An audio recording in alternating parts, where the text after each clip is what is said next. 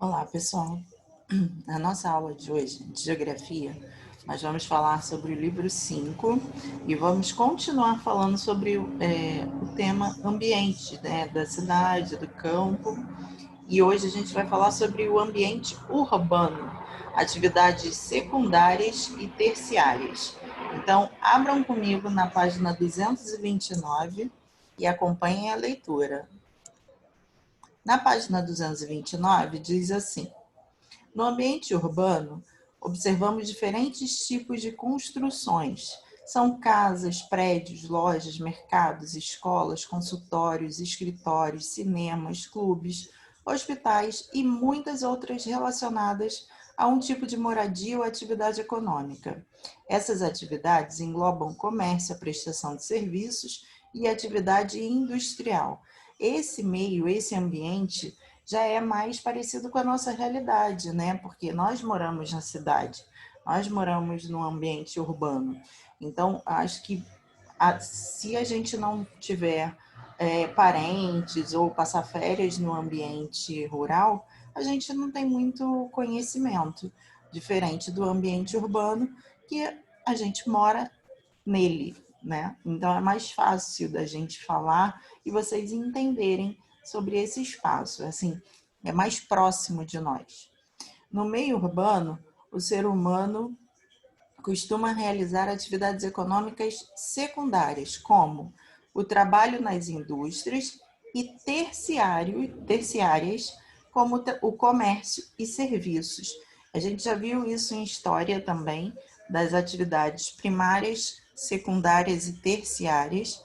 Então, as primárias vêm lá do plantio, da colheita, né, da matéria-prima, e aí depois, nas secundárias, vem a indústria que processa essa matéria-prima, que transforma esse produto inicial, e as terciárias, que são a venda para o consumidor final, ou os serviços, também estão classificados como atividades terciárias.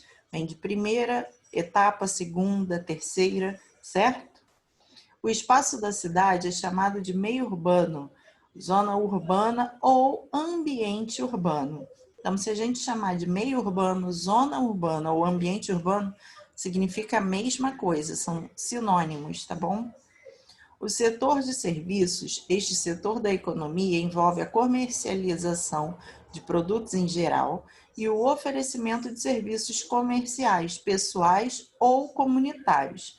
São exemplos disso o professor, que oferece o serviço do conhecimento, da educação, o médico, que oferece o serviço de cuidar das pessoas, né, de curar, de cuidar, de tratar, o funcionário público, o taxista, etc. Então, a gente tem várias profissões que não te vendem um produto, assim, um material, mas te vende o serviço, certo? O taxista, ele não vai te vender o carro, né? Ele te vende o quê? A viagem, ele te leva de um lugar para outro, é um serviço que ele presta a você e em troca a gente paga, né, por esse serviço. A mesma coisa quando a gente vai no salão, quando a gente vai no barbeiro, né? A gente paga pelo serviço. A gente vai lá para cortar o cabelo, para fazer a barba, para pintar o cabelo. Então a gente paga por aquele serviço que o profissional está capacitado a fazer e a gente não, certo? Bom, na página 230 fala um pouquinho da indústria. Então ali, ó, no primeiro, ali no centro, tem o leite. O leite é a matéria-prima. Da matéria-prima, que é o leite, a indústria transforma em sorvete, iogurte, queijo, manteiga, requeijão. Então, a indústria faz esse processo de transformação da matéria-prima para nos servir outros produtos, né?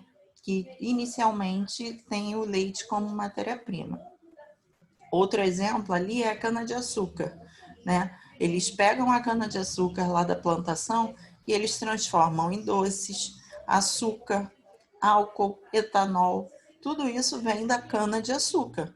Mas se não passar por esse processo industrial, a gente não consegue usar de outras formas que não da maneira original, tá? A partir de produtos primários, é possível a transformação em vários produtos industrializados.